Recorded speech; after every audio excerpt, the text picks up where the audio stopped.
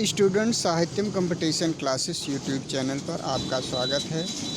आइए आज हम देखते हैं university of Allahabad. University of Allahabad great Sanskrit का सिलेबस।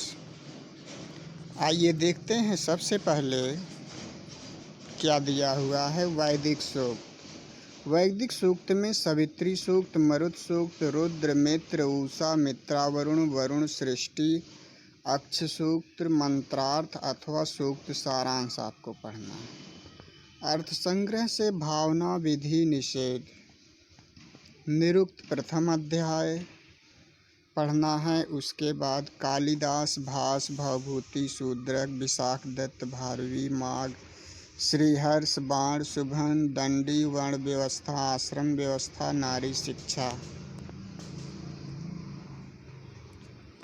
शिक्षा।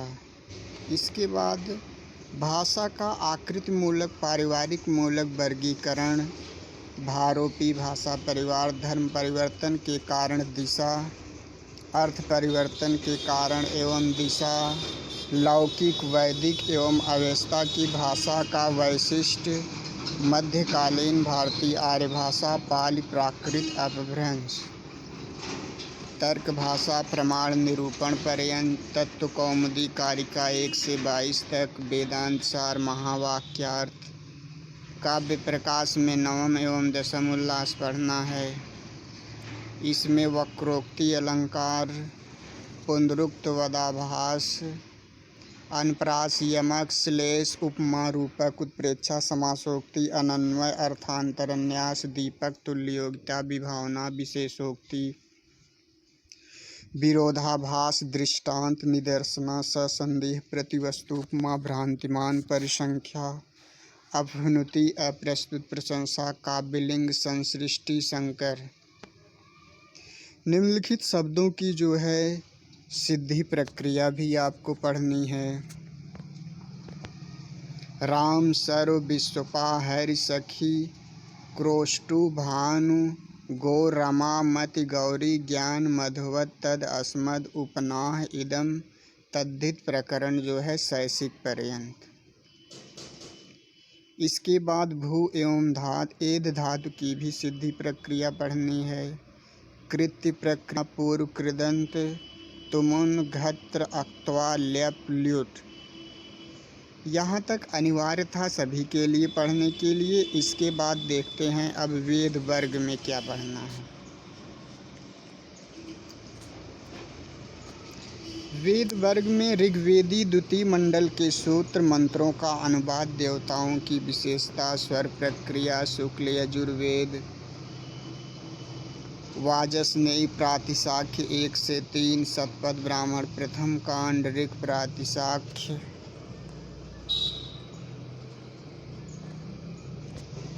निरुक्त द्वितीय तथा सप्तम अध्याय, बहिस्तून, शिलालेख। अब साहित्य वर्ग में देखते हैं क्या क्या पढ़ना है। काव्य प्रकाश प्रथम से अष्टम उल्लास, कारिकाओं की व्याख्या, प्रथम प्रश्न एवं प्रश्न, काव्य हेतु, काव्य प्रयोजन, काव्य लक्षण, काव्य भेद, व्यंजना की अभिहितान्वयवाद एवं अन्विताभिधानवाद, शब्द शक्तियाँ, ध्वनि भेद, रस सिद्धांत, गुणीभूत, व्यंग्य के भेद, ध्वन्यालोक। ध्वन्यालोक में प्रथम उद्योत की कारिकाओं की व्याख्या, प्रश्न ध्वनि के पूर्व, कक्ष स्वरूप एवं खंडन, ध्वनि स्वरूप, वाच्य एवं व्यंग्य में अंतर, अलंकारों में ध्वनि के अंतर्भाव का निषेध, लक्षण एवं व्यंजना में भेद, चतुर्थ उद्योत कारिकाओं की व्याख्या, प्रश्न ध्वनि, गुणीभूत द्वारा काव्यार्थ की अनंतता, शुद्ध काव्य की अंतता, रस ध्वनि का महत्व, महाभारत के अंगिरस का निर्धारण, काव्य संवाद।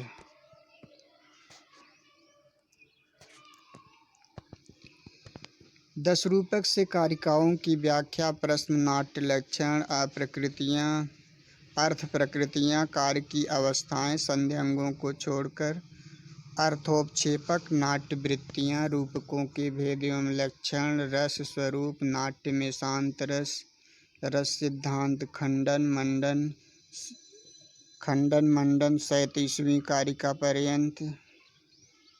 रस गंगाधर से प्रथम आनंद रस स्वरूप निरूपण पर्यंत। काव्य लक्षण पंडित राज का स्वाभिमत। अन्य लक्षणों का आक्षेप। और काव्य कारण, काव्य हेतु जिसे कहते हैं। प्रतिभा का स्वरूप, प्रतिभा के कारण। काव्य भेद में उत्तमोत्तम, उत्तम मध्यम अधम। रस स्वरूप में जो है रस गंगाधर से स्वमत स्थापन, रस विषयक विविध सम्मतियाँ, विप्रतिपत्तियाँ एवं समाधान। नैषधि चरितम प्रथम सर्ग हिंदी अनुवाद व्याख्या। फिर शिशुपाल वधम से प्रथम सर्ग हिंदी अनुवाद एवं प्रश्न। नलचंपू प्रथम उच्छ्वास वर्षा वर्णन पर्यंत हिंदी एवं प्रश्न। रत्नावली संपूर्ण हिंदी अनुवाद, संस्कृत व्याख्या एवं प्रश्न। अब ये है आपका दर्शन वर्ग। दर्शन वर्ग में न्याय सूत्र, वात्स्यायन भाष्य से प्रमाण, सिद्धांत, अवयव, वाद, जल्प, वितंडा, हेत्वाभास। प्रशस्त पाद भाष्य से साधर्म्य, वैधर्म्य, द्रव्य, गुण, कर्म, सामान्य,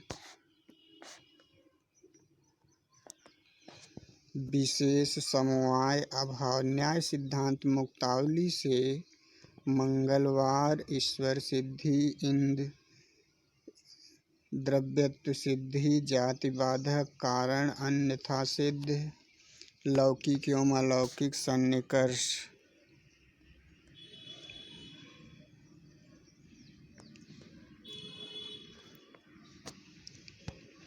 योग सूत्र व्यास भाष्य से पाद 1 एवं 2 से निरूपित सभी विषय।